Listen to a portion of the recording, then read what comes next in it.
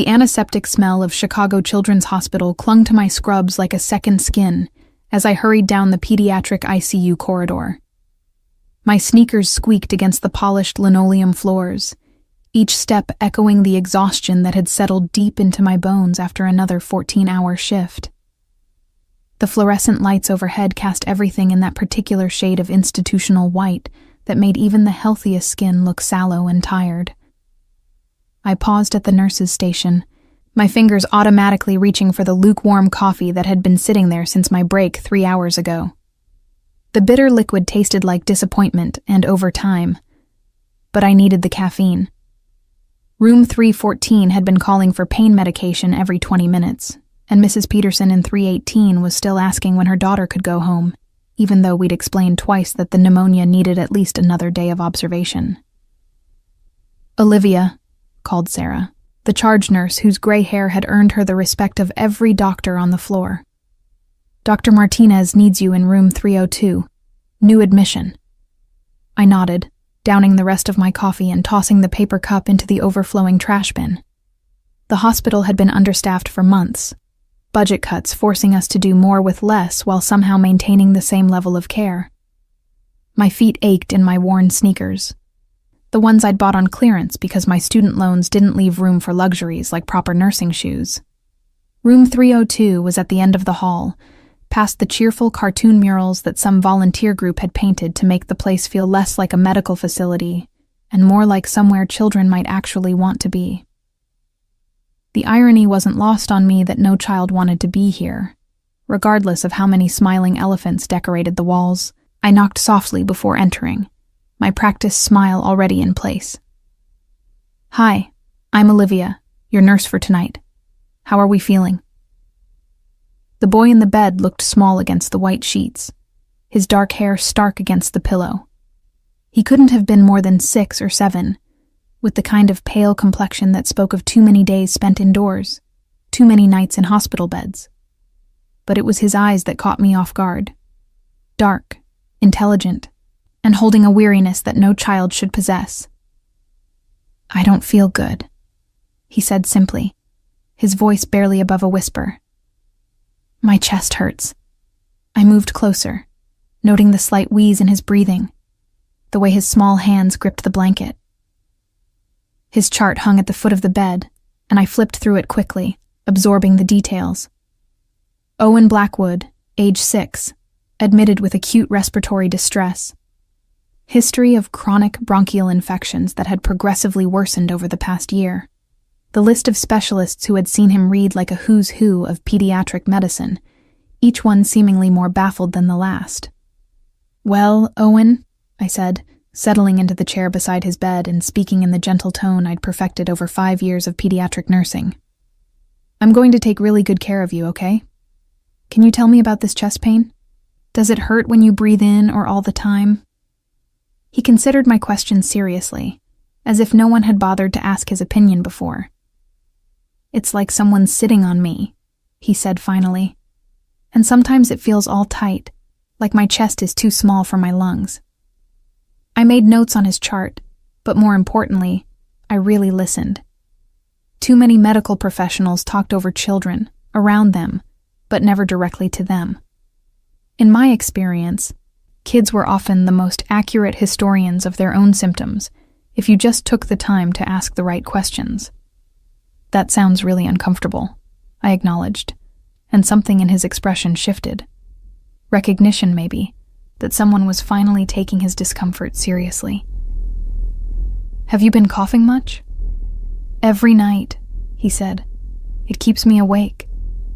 And sometimes there's stuff that comes up, but I'm not supposed to talk about gross things." I smiled.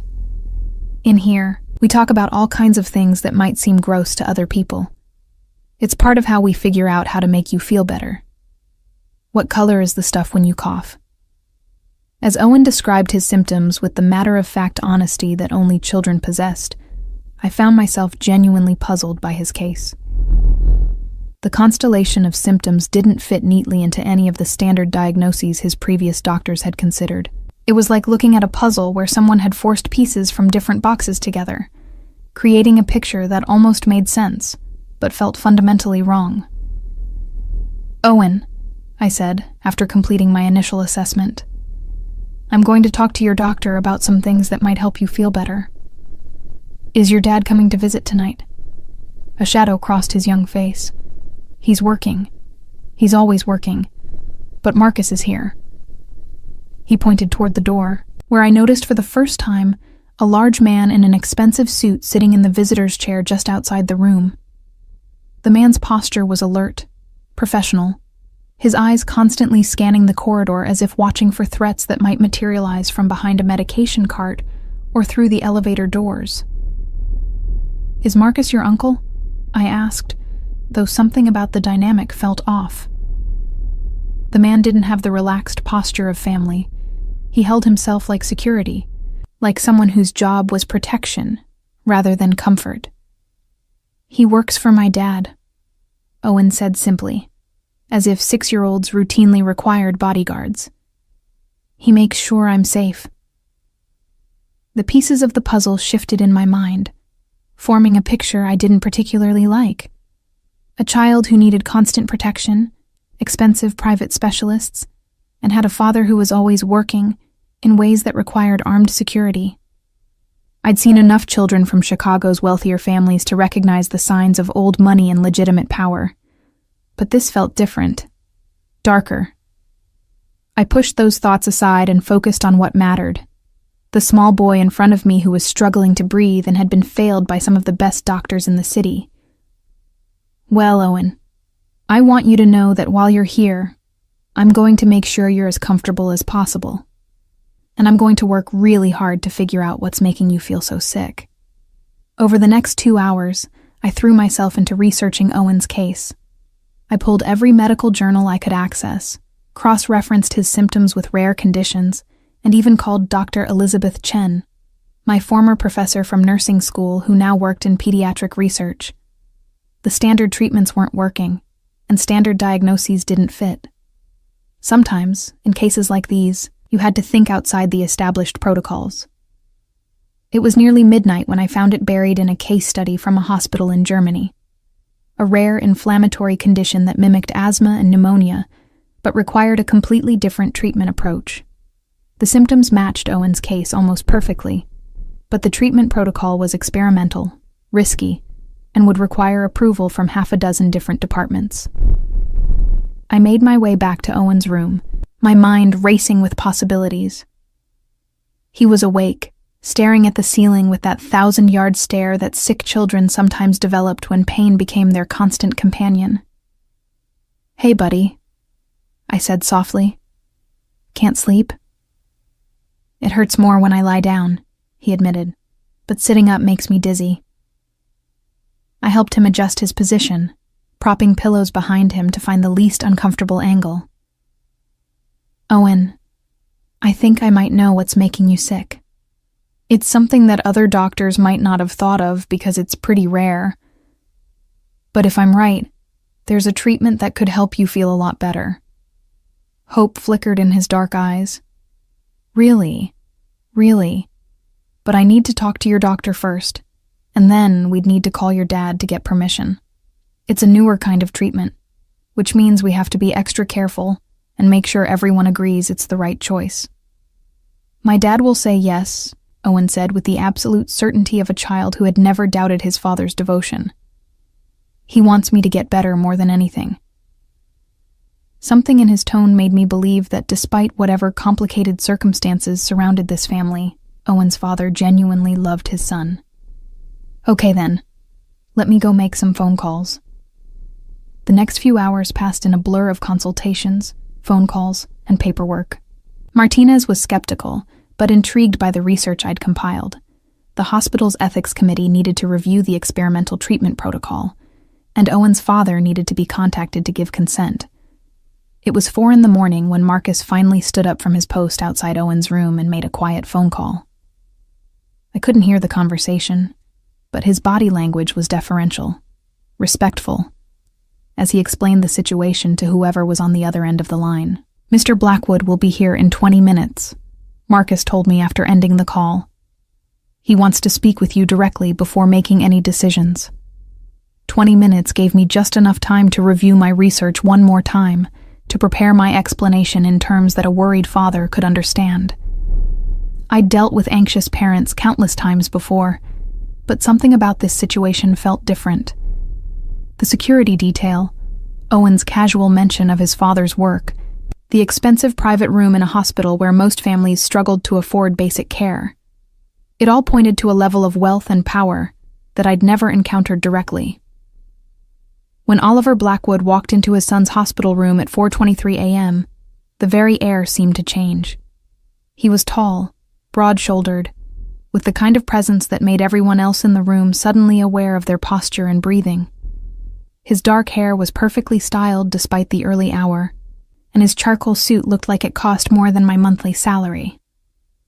But it was his eyes that held my attention, the same dark intelligence I'd seen in Owen, but tempered with a hardness that spoke of decisions made in boardrooms where failure wasn't an option.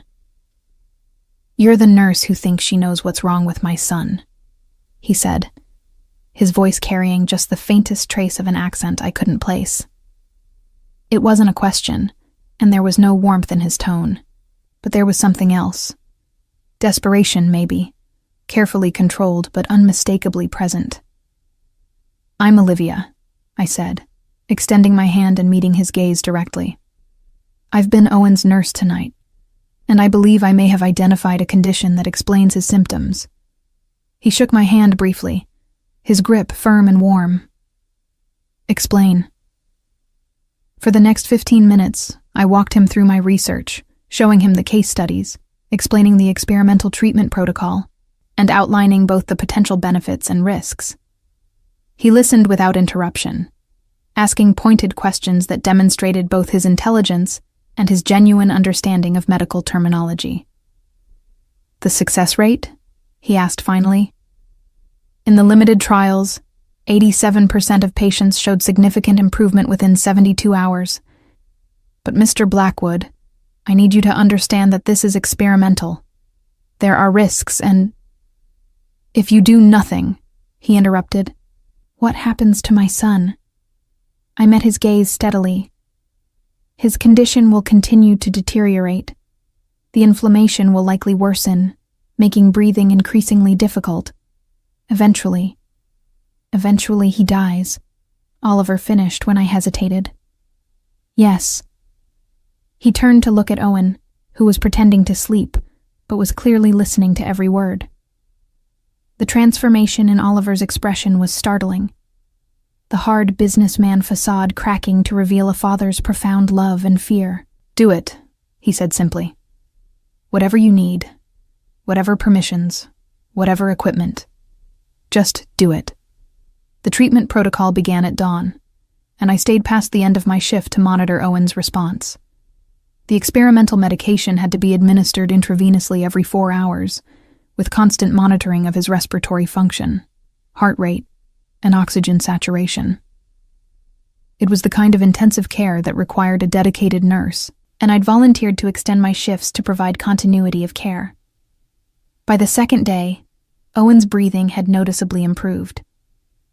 The wheeze that had been his constant companion for months began to fade, and for the first time since his admission, he was able to lie flat without discomfort. Dr. Martinez was cautiously optimistic, and even the skeptical pulmonologist who'd been consulted was forced to admit that something remarkable was happening. Oliver Blackwood hadn't left the hospital since that first night.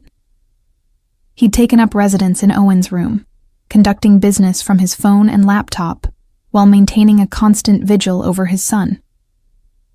I'd expected him to be an interference, the kind of demanding parent who questioned every medication and challenged every decision. Instead, he was surprisingly deferential to the medical team while remaining fiercely protective of Owen's comfort and dignity. "Miss Olivia," Owen called as I entered his room on the third morning. His voice was stronger, clearer, and he was sitting up in bed without the struggle that had characterized his previous attempts. "Look, I can breathe."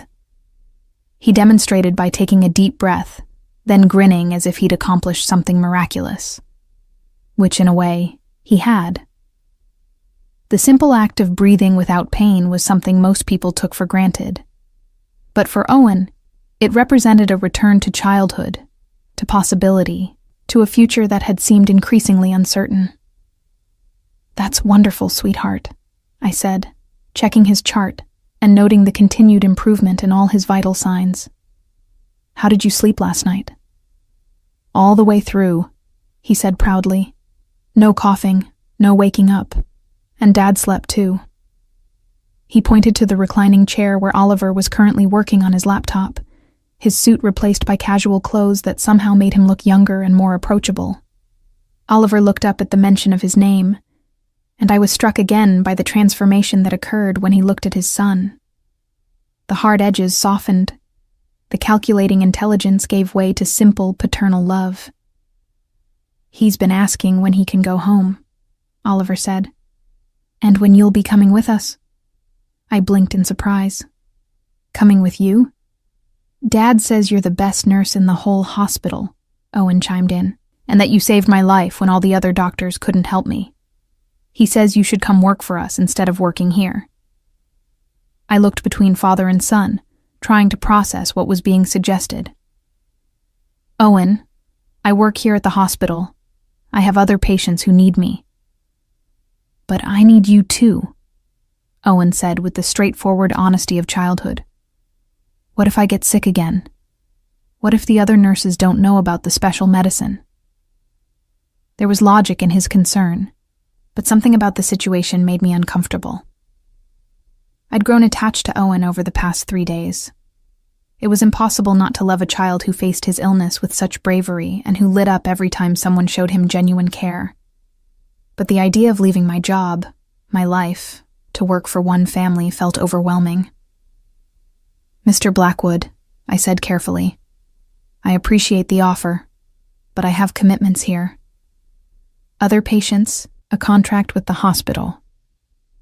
"Contracts can be broken," he said simply. "Other arrangements can be made. What would it take?" The question hung in the air between us, and I realized he wasn't just making polite conversation. This was a negotiation, and Oliver Blackwood was a man accustomed to getting what he wanted. The intensity of his gaze made me suddenly aware of the power dynamics at play. This wasn't just a grateful father making an impulsive offer. This was a calculated decision by someone who had identified something he wanted and was prepared to acquire it. "I don't think you understand," I said, trying to keep my voice professional. "I can't just leave my job to work for one family. That's not how nursing works." "Actually," he said, closing his laptop and giving me his full attention, "that's exactly how private nursing works. Wealthy families hire dedicated medical staff all the time.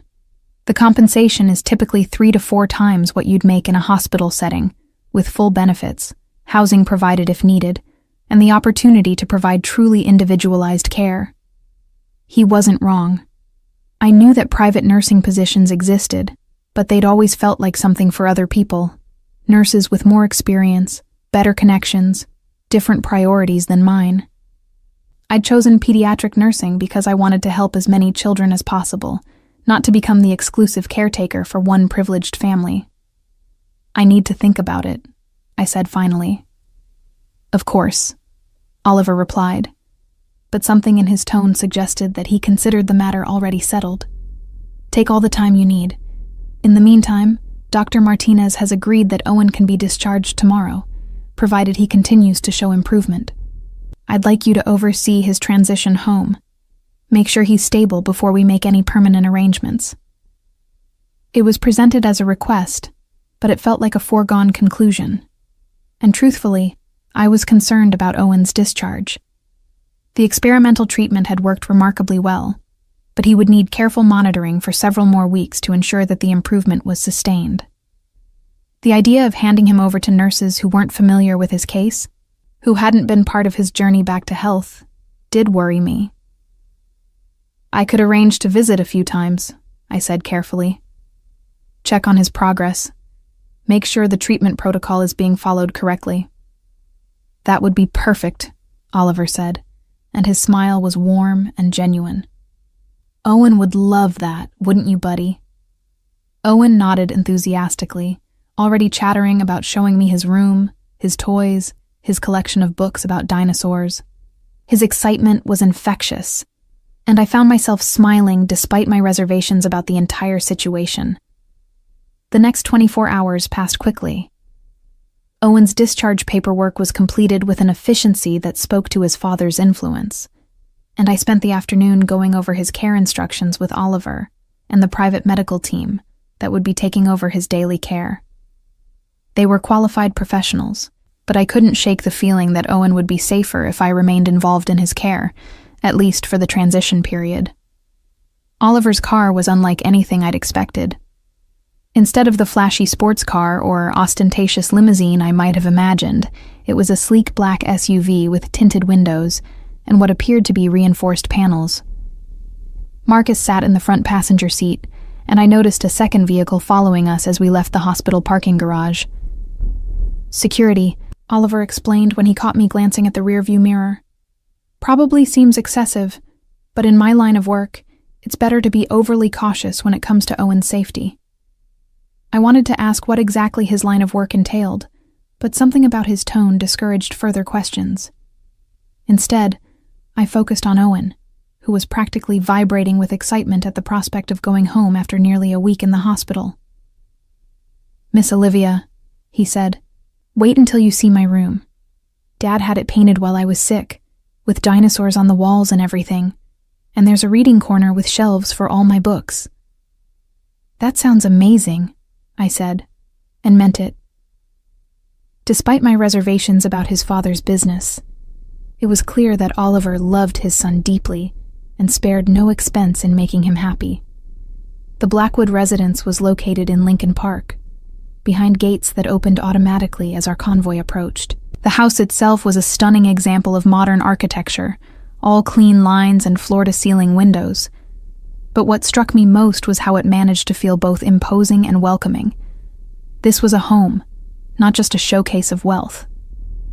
Owen gave me the full tour, his energy fully restored now that he could breathe properly. His room was indeed spectacular, with a dinosaur theme that had been executed with taste and attention to detail. But it was the medical equipment discreetly integrated into the space that reminded me why I was really there. A nebulizer disguised as part of a bookshelf, oxygen monitoring equipment hidden behind decorative panels, everything a sick child might need but presented in a way that wouldn't make him feel like a patient in his own home. "This is incredible," I told Oliver, as Owen showed off his collection of fossil replicas. "You've thought of everything." "I had help," he said. The design team consulted with several pediatric specialists to create a space that could function as a medical facility if needed, but still feel like a normal child's bedroom. It was thoughtful, expensive, and spoke to the resources he was willing to deploy to ensure his son's well-being. "He seems so much happier here," I observed. "He is, and so am I, knowing he's safe and comfortable." Oliver paused, watching as Owen carefully arranged his toy dinosaurs in what appeared to be a complex prehistoric ecosystem. "Olivia, I want to discuss the position we talked about. I know it's a big decision, but I think you can see how much good you could do here." Before I could respond, Owen looked up from his toys. "Dad, can Miss Olivia stay for dinner? Mrs. Henderson is making my favorite pasta." "If Miss Olivia would like to stay," Oliver said, "she's more than welcome." And somehow, without quite understanding how it had happened, I found myself agreeing to stay for dinner, then to return the next day to check on Owen's progress, then to consider a temporary arrangement to oversee his continued recovery. Each small agreement felt reasonable in isolation, but together they created a pattern of increasing involvement that made it harder and harder to maintain my professional distance. 2 weeks later, I was living in the Blackwood mansion. It hadn't been planned that way. The arrangement was supposed to be temporary, just a few days to ensure Owen's full recovery from the experimental treatment. But on my third visit, Owen had developed a slight fever that sent his father into a barely controlled panic. I'd stayed overnight to monitor his condition, sleeping in the guest room and checking on him every few hours until the fever broke. After that, Oliver had made his offer more concrete. A private nursing position with a salary that was triple what I'd been making at the hospital, full medical benefits, housing provided, and the opportunity to focus exclusively on Owen's care. When I'd hesitated, he'd sweetened the deal. A year-end bonus equivalent to 6 months' salary, full tuition coverage if I wanted to pursue additional certifications, and a living situation that most people could only dream of. Think of it as a sabbatical, he'd said during one of our evening conversations while Owen slept peacefully upstairs. A chance to practice individualized medicine without the constraints of hospital bureaucracy. You've already proven that you can think outside conventional protocols. Imagine what you could accomplish with unlimited resources.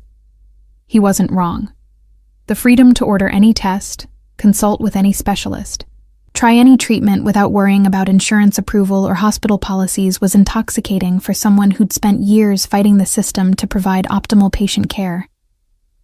And Owen was thriving under my constant attention, his health improving daily as we fine-tuned his medication regimen and monitoring protocols.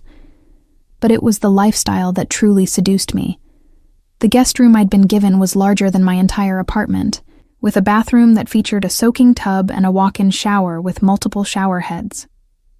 The closet had been stocked with clothes in my size, tasteful, expensive pieces that Mrs. Henderson, the housekeeper, claimed had been purchased just in case I decided to accept the position. Meals were prepared by a private chef who somehow knew my dietary preferences without me having mentioned them. The house had a gym, a library, a home theater, and grounds that included a swimming pool and tennis court. It was like living in a luxury resort, except everything was tailored to my specific needs and preferences. "You seem happy here," Oliver observed one evening as we sat on the terrace after Owen's bedtime. He'd developed a habit of opening a bottle of wine after dinner, and we'd fallen into a routine of debriefing Owen's day while watching the sunset over Lake Michigan. I was happy, which was part of what worried me. "Owen is doing beautifully," I said, deflecting slightly. "His lung function is better than it's been in years, and he's gained 4 pounds since leaving the hospital." "I wasn't asking about Owen's happiness," Oliver said quietly. "I was asking about yours." The directness of the question caught me off guard. "I'm content," I said finally. "This is a beautiful place, and Owen is a wonderful child to work with."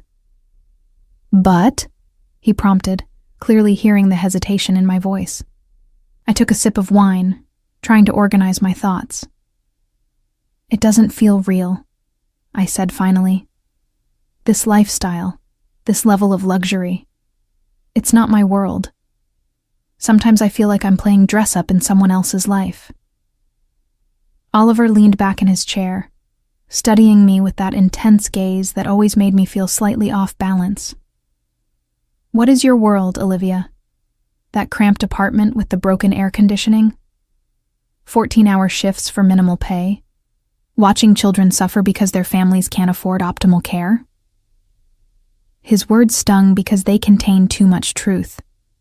My previous life had been a constant struggle, both financially and emotionally. The work was rewarding but draining, and I'd often felt like I was fighting a losing battle against a system that prioritized profit over patient care. "At least it was honest work," I said, immediately regretting the defensive tone. "And what you're doing here isn't honest." There was an edge to his voice now. "You're providing medical care to a child who needs it. You're using your skills and expertise to improve his quality of life. How is that less honest than rationing your attention among dozens of patients because the hospital is understaffed?" "Because this feels like something else," I said, meeting his gaze directly. "This feels like you're collecting me, the way some people collect art or rare books. The useful nurse who saved your son, carefully preserved in perfect conditions for your exclusive use." The silence that followed was charged with tension. Oliver set down his wine glass and leaned forward, his elbows on his knees, his expression serious. "You're not wrong," he said finally. "I am accustomed to acquiring things I value. But you're not a possession, Olivia. You're here because you choose to be, and you can leave anytime you want." Can I? The question slipped out before I could stop it. His eyes narrowed slightly. What does that mean? I gestured around us, encompassing the terrace, the mansion, the lifestyle that had become my temporary reality. This is seductive, Oliver. The comfort, the luxury, the feeling of being valued and appreciated. But it also creates dependence. The longer I stay, the harder it becomes to imagine going back to my old life. Then don't go back, he said simply. Stay. Not as an employee, but as family. The word hung between us, heavy with implication. Oliver. Owen adores you, he continued, his voice taking on an intensity that made my pulse quicken. You've given him something no amount of money could buy, the chance to be a normal, healthy child. You've given me peace of mind, knowing that the most important person in my world is receiving the best possible care. And what would you give me? I asked quietly. Everything, he said without hesitation. Security, comfort, purpose, a chance to practice medicine the way it should be practiced, without constraints or compromises. A family who values you, who sees your worth. It was tempting, more tempting than I wanted to admit. But something about the conversation felt like a trap, beautiful and golden, but still a trap nonetheless. I need to think, I said, standing up from my chair. This is all happening very fast. Of course, he said, rising as well. Take all the time you need. But Olivia, he stepped closer, close enough that I could smell his cologne, see the flecks of gold in his dark eyes. Don't overthink this. Sometimes the best decisions are the ones that feel right in your gut, not the ones that make sense on paper. As I made my way upstairs to my room, I couldn't shake the feeling that I was standing at a crossroads. The path back to my old life seemed increasingly unappealing. The cramped apartment, the hospital politics, the constant struggle to provide adequate care with inadequate resources. But the path forward, deeper into Oliver's world, felt equally dangerous for entirely different reasons. I checked on Owen before going to my own room, as had become my nightly routine. He was sleeping peacefully, his breathing deep and regular. A stuffed triceratops clutched to his chest. The improvement in his health was undeniable, and I felt a fierce pride in having been part of his recovery. Miss Olivia? His voice was sleepy but alert. Are you going away? What makes you ask that, sweetheart? Dad seems worried. He gets a face when he's worried about people leaving. Owen sat up in bed, his dark hair mussed from sleep. My mom left when I was little. Dad got that same face then. The revelation hit me like a physical blow. In all our conversations, Oliver had never mentioned Owen's mother, and I'd assumed she was either deceased or simply out of the picture for unspecified reasons. The idea that she had chosen to leave, abandoning a sick child, and the man who clearly loved her, added a new dimension to my understanding of this family. Oh, Owen, I said, sitting on the edge of his bed. I'm not going anywhere, okay? I'm here to take care of you. Promise? He asked, and the vulnerability in his voice made my heart ache. I promise, I said. And in that moment, I meant it completely. But later, lying in my luxurious guest bed and staring at the ceiling, I wondered what exactly I had promised. To stay forever? To become part of a family whose patriarch conducted mysterious business that required armed security? To abandon my independence for the seductive comfort of being taken care of? The questions followed me into an uneasy sleep, where I dreamed of golden cages and children who needed me more than I needed my freedom. The first sign of real danger came on a Tuesday morning in October, exactly 6 weeks after I'd moved into the Blackwood mansion. Owen and I were in the library, working through his homeschool lessons. Oliver had hired private tutors, but I helped with science and health education, when Marcus appeared in the doorway with an expression I'd never seen before. "Ma'am," he said quietly, "Mr. Blackwood needs to see you in his office immediately." Something in his tone made my stomach drop. In the weeks I'd been living here, I'd learned to read the subtle signals of the household staff.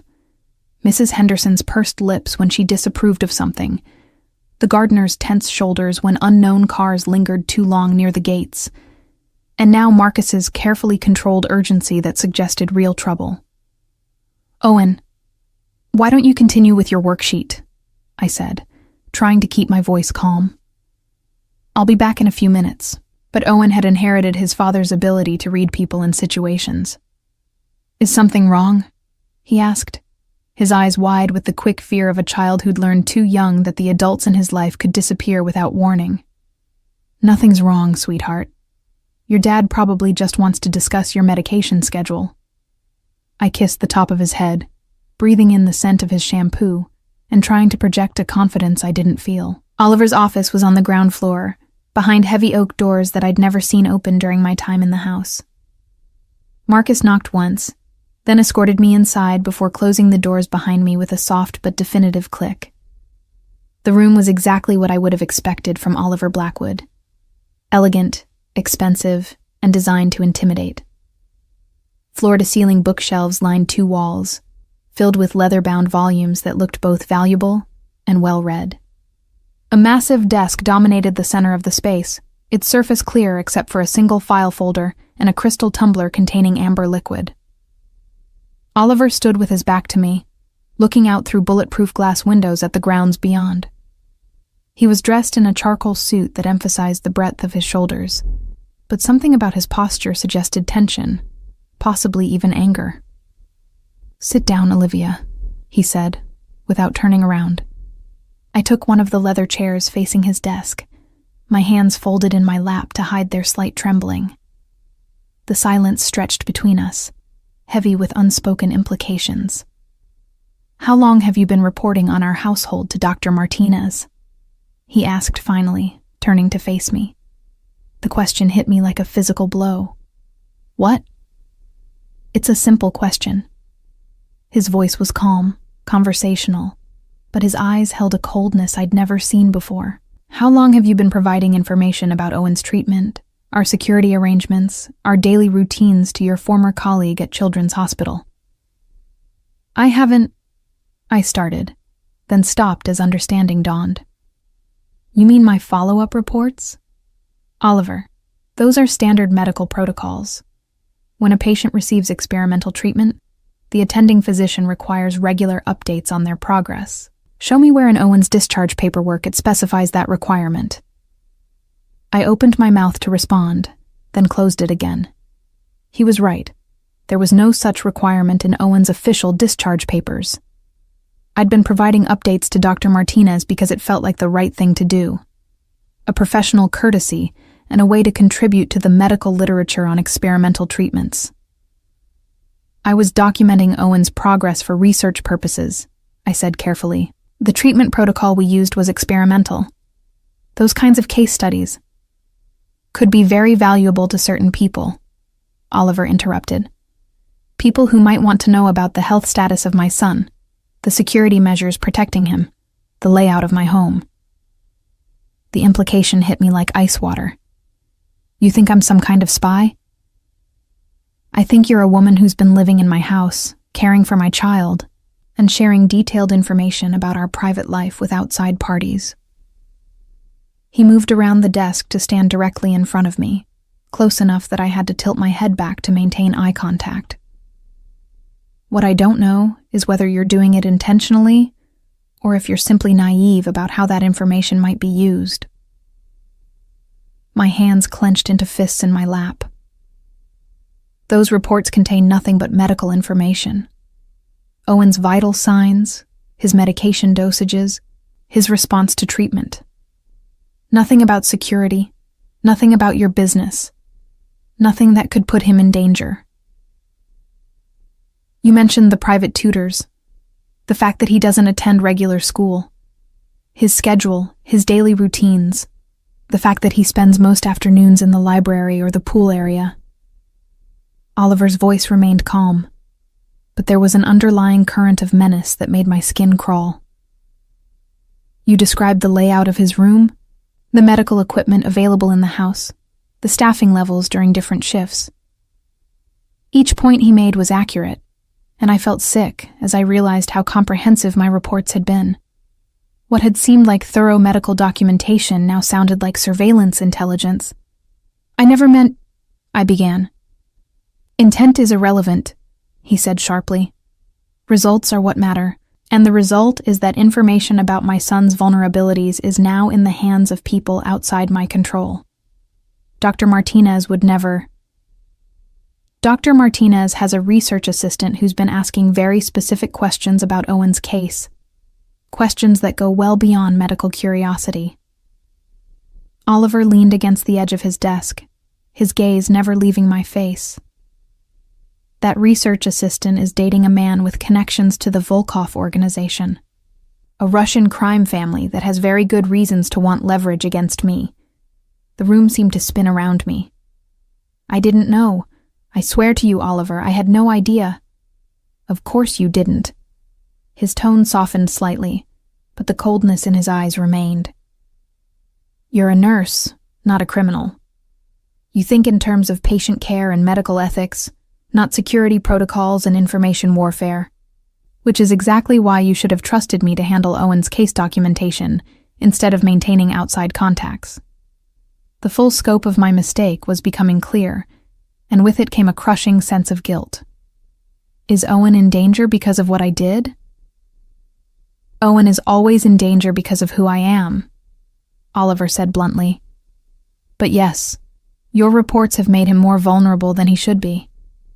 The Volkovs now know his medical history, his daily schedule, his physical limitations. They know which rooms he frequents, when he's likely to be alone, how quickly he could be moved if evacuation became necessary. I felt sick. The child I'd been trying to protect, the little boy who'd promised never to leave, was now at greater risk because of my professional protocols and naive assumptions about medical confidentiality. What can I do? I asked quietly. How do I fix this? Oliver studied me for a long moment, and I could see him weighing my words, evaluating my sincerity. First, you're going to call Dr. Martinez and inform him that you're no longer able to provide updates on Owen's case due to patient confidentiality concerns. You'll explain that the family has requested complete privacy moving forward. Okay, yes, of course. Second, you're going to give me a complete account of every person you've spoken to about Owen, every detail you've shared, every question that was asked that seemed unusual or overly specific. I nodded, my mind already racing through months of conversations, trying to identify anything that might have seemed suspicious if I'd been looking for warning signs. And third, Oliver continued, moving closer until he was standing directly in front of my chair, you're going to understand that your position in this household has fundamentally changed. You're no longer just Owen's nurse. You're now a liability that needs to be managed. The word sent a chill down my spine. What does that mean? It means that leaving is no longer an option, he said simply. You know too much about our security, our routines, our vulnerabilities. You've been inside my home, observed my business practices, met my associates. You're either completely with us, or you're a threat that needs to be eliminated. The casual way he mentioned elimination made my blood run cold. You're talking about killing me. I'm talking about protecting my son, Oliver corrected. By any means necessary, but I'd prefer not to take that route, for obvious reasons. Because you care about me? The question slipped out before I could stop it. Something flickered in his expression. Surprise, perhaps, or recognition of a truth he hadn't intended to reveal. Because Owen cares about you, he said finally. And because despite your spectacular failure in operational security, you've proven your loyalty to him beyond question. It wasn't exactly a declaration of affection, but it wasn't dismissal either. So what happens now? Now you become family, officially and permanently. No more trial periods, No more temporary arrangements. You belong to this household, to Owen, to me. In exchange, you receive protection, security, and everything you need to continue providing excellent care for my son. The word belong hung in the air between us, loaded with implications that went far beyond employment. And if I refuse? Oliver's smile was cold and sharp as a blade. Then we have a very different conversation about how to handle security risks. I looked into his eyes and saw no bluff, no negotiation, no room for compromise. He meant every word, and the civilized veneer that I'd grown accustomed to over the past weeks was just that, a veneer covering something much more dangerous. I choose Owen, I said quietly. I choose to stay. I thought you might. Oliver moved back around his desk, opening the file folder that had been sitting there throughout our conversation. These are the new arrangements. Your salary is being tripled, with the understanding that it's now hazard pay. A trust fund has been established in your name, accessible only if you remain in this position for a minimum of 5 years. Your apartment lease has been terminated, and your belongings will be moved here permanently. He slid a set of papers across the desk to me. There's also this. I looked down at what appeared to be adoption papers. Oliver, Owen needs a mother, he said matter-of-factly. And you need legal standing in this family that can't be easily challenged or dissolved. This ensures that your position here is permanent and protected. You want me to adopt Owen? I want you to become his legal guardian in the event that something happens to me. I want you to have parental rights that supersede any claims from his biological mother or her family. I want you bound to this household in a way that makes betrayal impossible and abandonment unthinkable. The papers were detailed, complex, and clearly prepared by expensive lawyers. Everything had been planned, anticipated, arranged before our conversation had even begun. How long have you been planning this? Since the day you agreed to the temporary arrangement, Oliver admitted. I don't leave important things to chance, Olivia. Owen needs you. And I've learned that what Owen needs, I acquire and protect. I stared at the papers, understanding that I was looking at the formalization of my golden cage. Beautiful, comfortable, but locked, nonetheless. And what do you need, Oliver? The question seemed to catch him off guard. For a moment, the controlled businessman facade slipped, revealing something more vulnerable beneath. I need to know that the most important people in my world are safe, he said quietly. I need to know that Owen will be cared for if something happens to me, and I need to know that I can trust you completely. Even after I've proven you can't? Especially after that, he said. Trust isn't about never making mistakes, Olivia. It's about how you handle the consequences of those mistakes. You could have lied to me, tried to cover up your communications with Dr. Martinez. Instead, you've accepted responsibility and agreed to make it right. I signed the papers because I had no real choice, but also because somewhere along the way, this had stopped being just about Owen's medical care. I'd fallen in love with the little boy who called me his guardian angel, who showed me his drawings and shared his dreams of becoming a paleontologist. I'd grown attached to the rhythms of this household, the sense of purpose and belonging that came with being truly needed. And if I was being completely honest, I'd also fallen under the spell of Oliver Blackwood himself. Not the dangerous criminal, but the devoted father who read bedtime stories in different voices and who'd learned to braid hair so Owen wouldn't feel different from children with mothers. Welcome to the family, Oliver said as I set down the pen, officially this time. As if summoned by some invisible signal, the office doors opened, and Owen bounded in, his face bright with excitement. Dad, Miss Olivia, Mrs. Henderson says we're having a celebration dinner tonight. What are we celebrating? Oliver scooped his son into his arms, and I watched as Owen wrapped his small arms around his father's neck with complete trust and love. We're celebrating that Miss Olivia is staying with us forever, Oliver said.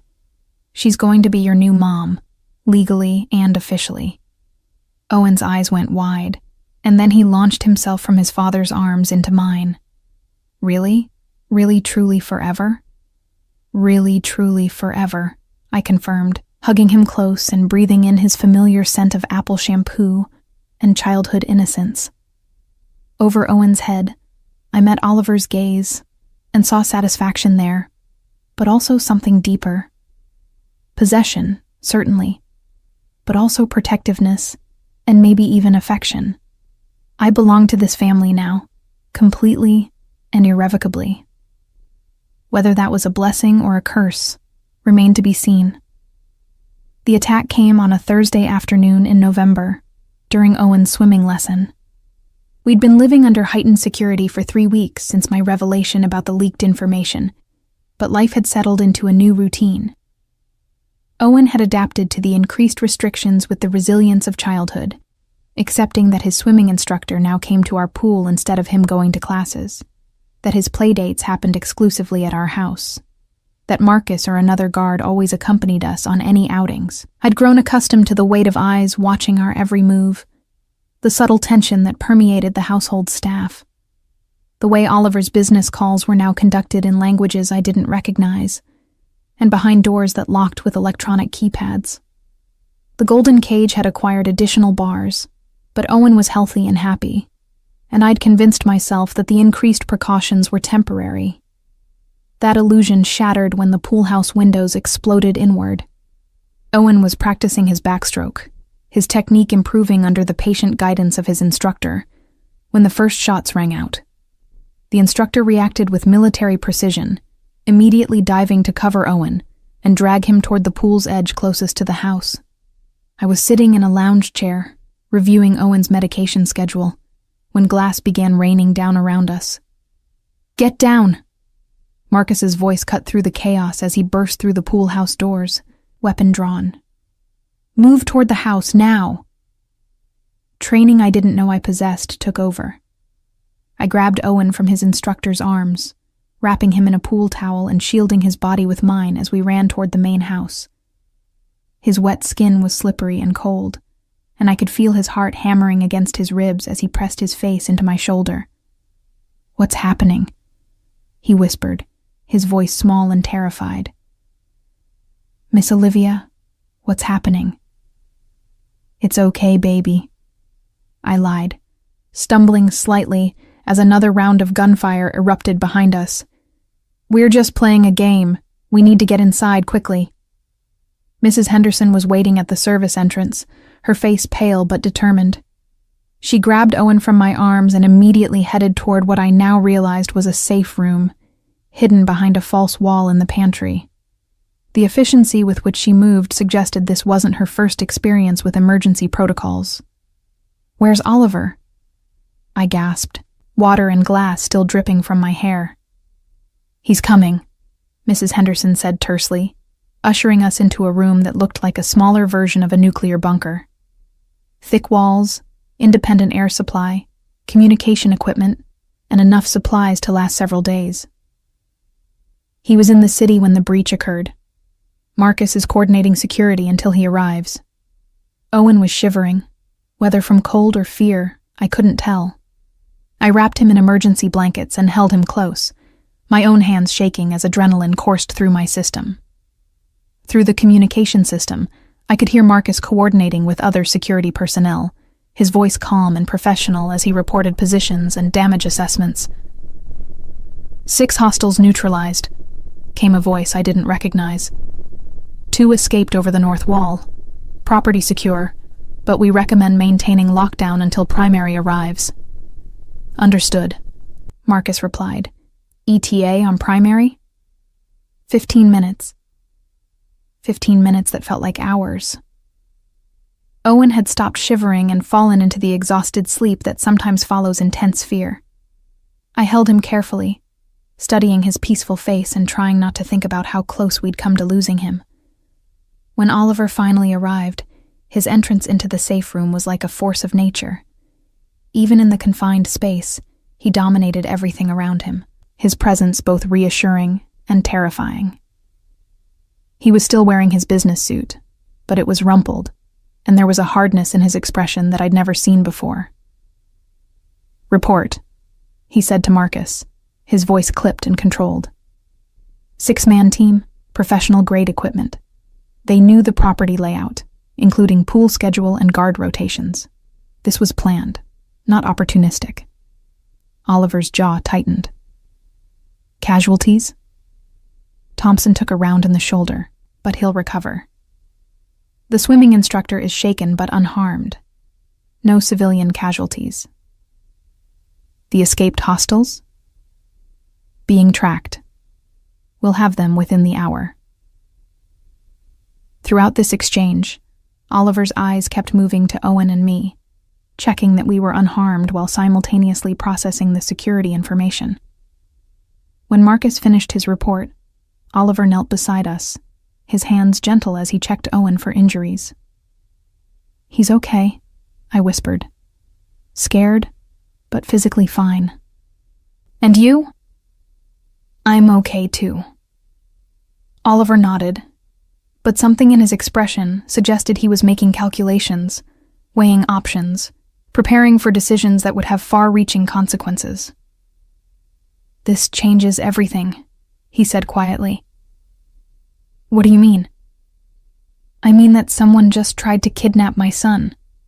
Not for ransom, not as a warning, but as a direct attack on my family." His voice was deadly calm, but I could see the fury burning beneath the surface. That requires a response. Over the next several hours, as Owen slept and the house was secured and cleared, I learned more about Oliver's world than I'd ever wanted to know. The attack had been orchestrated by Viktor Volkov, the Russian crime boss who'd been gathering intelligence about our household. The escaped attackers had been captured and were being questioned about their organization's plans and resources. "How long will this go on?" I asked as Oliver and I sat in his office, the bulletproof windows now reinforced with additional steel panels. "Until it's finished," he said simply. "Until Viktor Volkov understands that attacking my family was the last mistake he'll ever make." There was something in his tone that made me afraid to ask for clarification. "Oliver, what are you planning?" "I'm planning to eliminate a threat to my son's safety," he said, pouring himself a drink from the crystal decanter on his desk. "And to send a message to anyone else who might consider Owen a target." "You're talking about war." "I'm talking about protection." He turned to face me, his expression serious. "This is who I am, Olivia. This is what I do when someone threatens what's mine. I destroy them completely, so thoroughly that their associates and rivals learn not to make the same mistake." The casual way he discussed violence and destruction should have horrified me. Instead, I found myself oddly comforted by his absolute certainty, his unwavering commitment to protecting Owen by any means necessary. "What about us?" I asked. "Owen and me? What happens to us while you're fighting this war?" "You stay safe. You stay here, where I can protect you, until this is resolved." He moved closer, his hand reaching out to cup my face with surprising tenderness. "I won't let anyone hurt you, Olivia. Either of you. That's a promise." The next few days passed in a blur of heightened security and controlled chaos. Owen, resilient as always, adapted to the new restrictions with the help of additional activities and distractions. Oliver had arranged for a full arcade to be installed in the basement, complete with every game a 7-year-old could want. There were new books, new toys, and a virtual reality system that let Owen explore dinosaur exhibits from museums around the world. But beneath the veneer of normalcy, the household was preparing for war. I saw the signs in the increased number of security personnel, the careful coordination of schedules and movements, the way Oliver's business meetings now happened exclusively in his office with men who carried themselves like soldiers. "Miss Olivia," Owen said one evening as I tucked him into bed, "is Dad going to fight the bad men who tried to hurt us?" The directness of his question caught me off guard.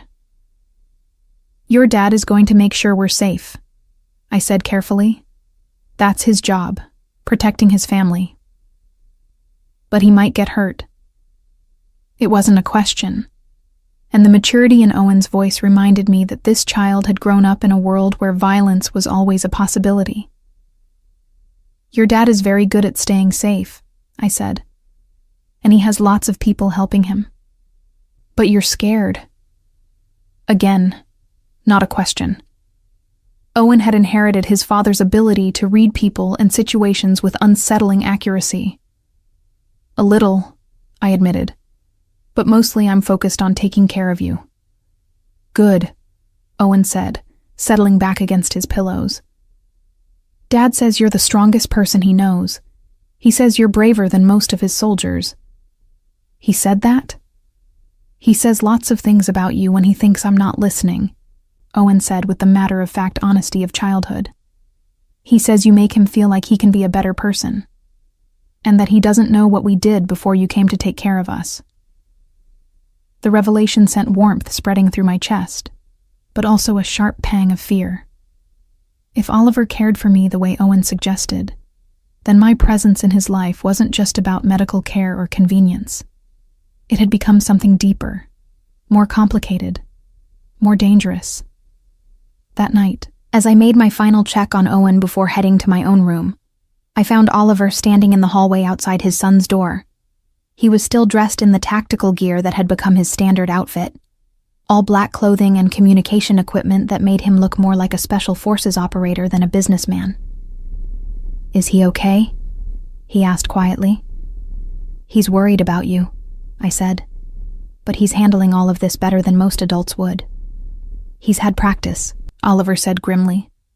"This isn't the first time our home has been attacked, though it's the first time since you've been here." The admission hit me like a physical blow. "Oliver, I can't. If my presence here is putting Owen in more danger, your presence here is the only thing keeping me sane," he interrupted, his voice rough with emotion. "The only thing giving me a reason to come home safely."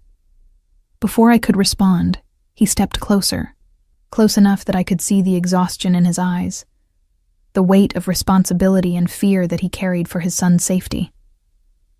"When I heard about the attack, when I realized you and Owen were in danger while I was across the city in a meeting, I felt something I haven't felt since his mother left. Pure, paralyzing terror." "Oliver, I love you," he said simply, the words hitting me with the force of revelation.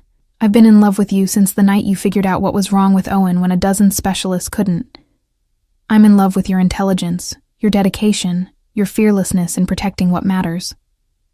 The confession hung between us in the dim hallway, weighted with all the complications of our situation. "This isn't the time," I whispered.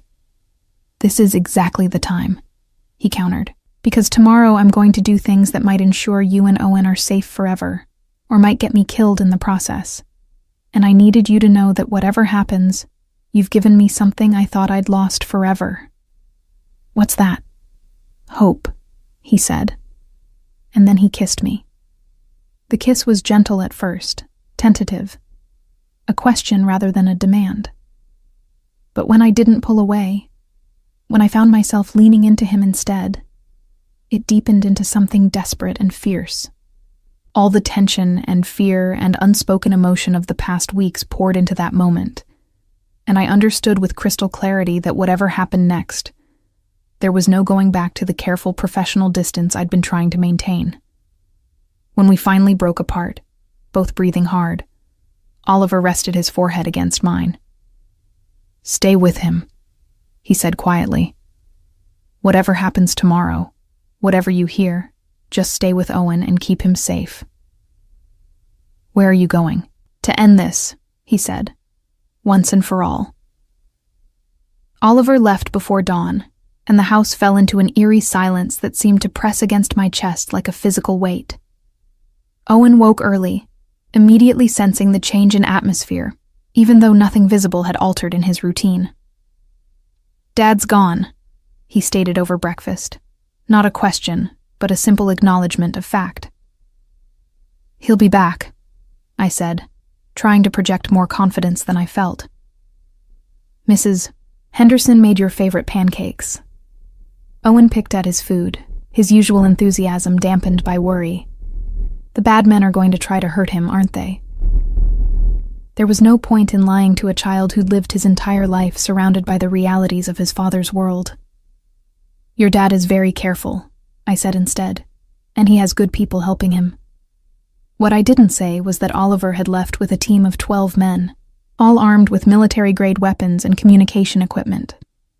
I'd watched from my bedroom window as they loaded into unmarked vehicles, their movements precise and coordinated like a special forces unit preparing for deployment. Marcus had remained behind with a skeleton crew to protect the house, but even he seemed tense as the day wore on without word from Oliver's team. By mid-afternoon, Owen had abandoned any pretense of normal activities and was sitting in the library, staring out the window toward the gates as if he could will his father to return safely. "Miss Olivia," he said suddenly, "what happens to us if Dad doesn't come back?" The question I'd been dreading hung in the air between us. "Owen, your dad is going to come back. He's strong and smart, and he loves you more than anything in the world." "But what if he doesn't?" Owen's dark eyes, so like his father's, held a maturity that broke my heart. What if the bad men hurt him like they hurt my mom? I froze. "Owen, what do you mean about your mom?" "She didn't just leave," he said quietly, his voice barely above a whisper. "Dad thinks I don't remember, but I do. The men came to our old house when I was little. There was lots of yelling and scary noises. Then Mom was gone and there was blood on the floor." The revelation hit me like ice water. Oliver's ex-wife hadn't abandoned them. She'd been killed, murdered by his enemies, while Owen watched from wherever his father had hidden him. The weight of that trauma, carried by a child who'd been protecting his father's feelings by pretending to believe the more palatable fiction, was staggering. "Oh, sweetheart," I breathed, pulling him into my arms. "I'm so sorry."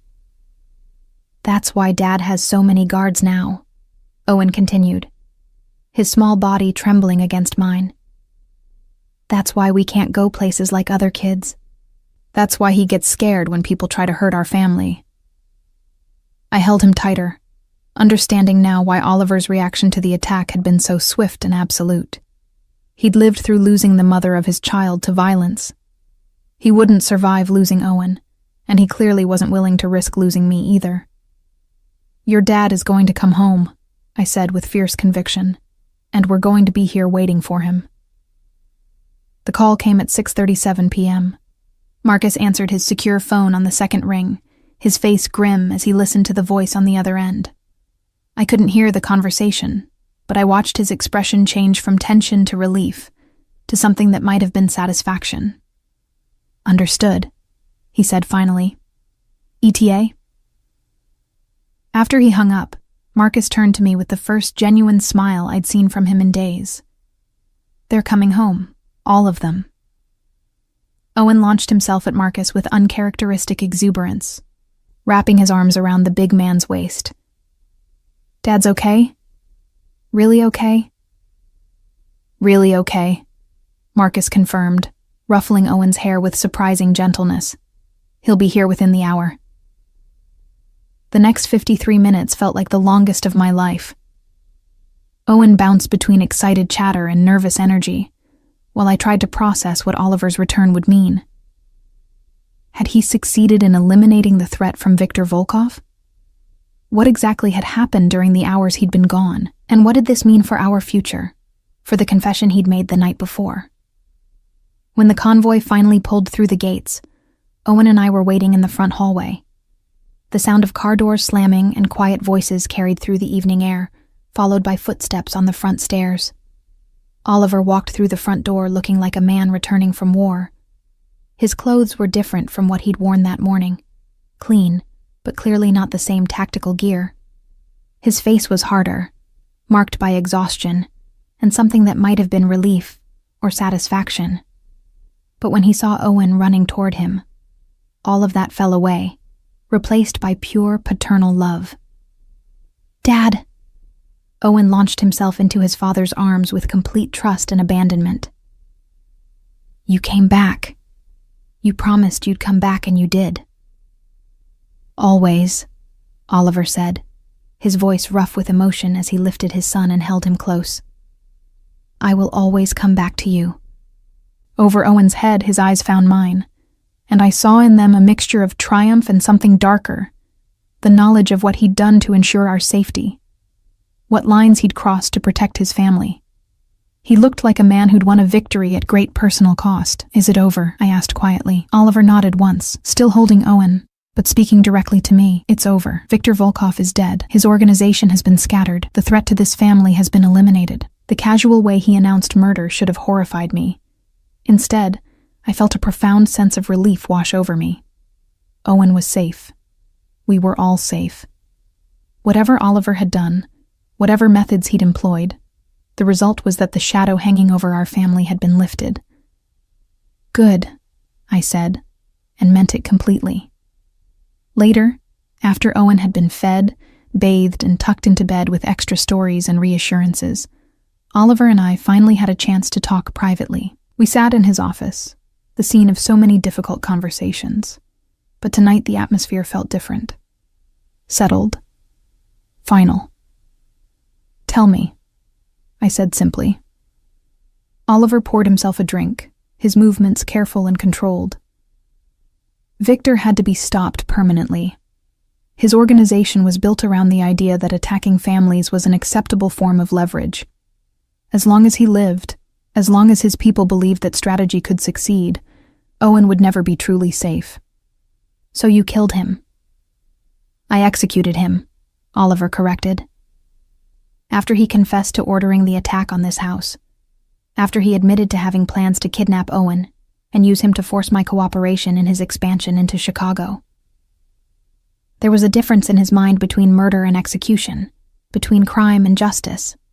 In Oliver's world, threatening his child was a capital offense that carried only one possible sentence. What about his organization? Neutralized. His lieutenants are dead. His operations have been absorbed or destroyed. His remaining soldiers have been given the choice to leave Chicago permanently or join their boss. Oliver's expression was cold, businesslike. It was thorough. And now? Now we rebuild, he said, moving closer to where I sat. Now we create something better, something safer. Viktor's territory becomes mine, along with his resources and connections. The power vacuum gets filled by someone who understands the value of protecting families rather than threatening them. It was empire building, plain and simple.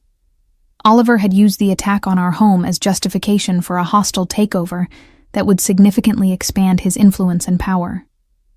But he'd also ensured that no one would ever again see Owen as a viable target. I need to know, he said, sitting across from me, if you can live with what I've done. If you can be part of a family where violence is sometimes necessary to protect what we love. The question hung between us, heavy with implication. This was my chance to leave, to take some kind of moral high ground and walk away from a man who just confessed to multiple murders. But when I looked at Oliver, all I could see was a father who'd risked everything to keep his child safe. A man who'd eliminated a threat that could have destroyed our family. I can live with it, I said quietly. I can live with anything that keeps Owen safe. Something shifted in Oliver's expression, relief and satisfaction, and something deeper. And us? Can you live with us? What exactly are you asking me, Oliver? He slid from his chair to kneel in front of mine, taking my hands in his. I'm asking you to marry me. Not for convenience, not for security, but because I love you and I want you to be my wife in every way that matters. The proposal was simple, direct, and completely sincere. No grand gestures or romantic speeches. Just a powerful man making himself vulnerable by asking for what he wanted most. What about Owen? I asked. Owen adores you. You're already more of a mother to him than his biological mother ever was. The adoption papers we signed make you his legal guardian, but I want you to be his mother in every sense.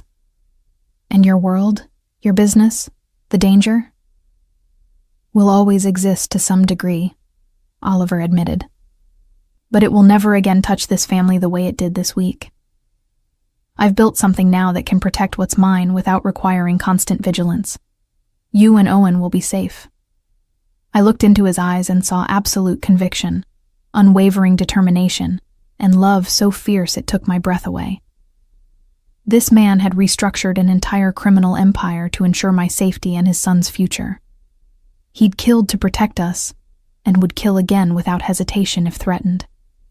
Yes, I said simply. Oliver's smile was radiant, transforming his face from cold businessman to the man I'd fallen in love with. He kissed me then, soft and sweet and full of promise, sealing a bargain that would bind us together forever. 6 months later, Owen stood beside us as Oliver and I exchanged vows in a private ceremony in the mansion's garden. He wore a miniature tuxedo and carried the rings with solemn importance, his face bright with joy at finally having the complete family he'd always wanted. As Oliver slipped the ring onto my finger, I thought about the strange path that had brought us together. A sick child, a desperate father, and a nurse willing to think outside conventional protocols. It had begun with medical crisis and evolved into something none of us could have predicted. I now pronounce you husband and wife, the minister said, and Oliver kissed me as Owen cheered and the household staff applauded. Later, as we danced to music played by a string quartet on the terrace, Owen tugged on my dress.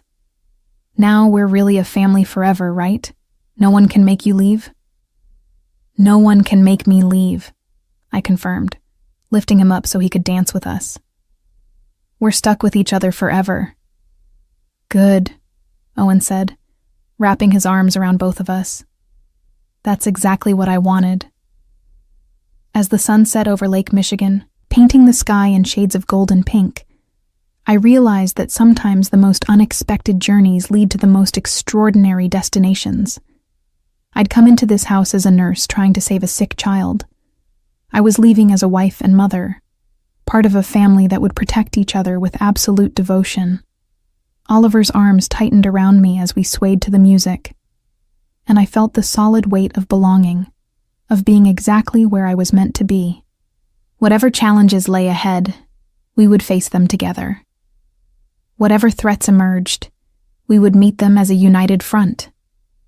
I was no longer just Olivia the nurse. I was Olivia Blackwood, wife to one of the most powerful men in Chicago, mother to a little boy who'd given me purpose beyond anything I'd ever imagined. And for the first time in my life, I was completely, utterly, irrevocably home.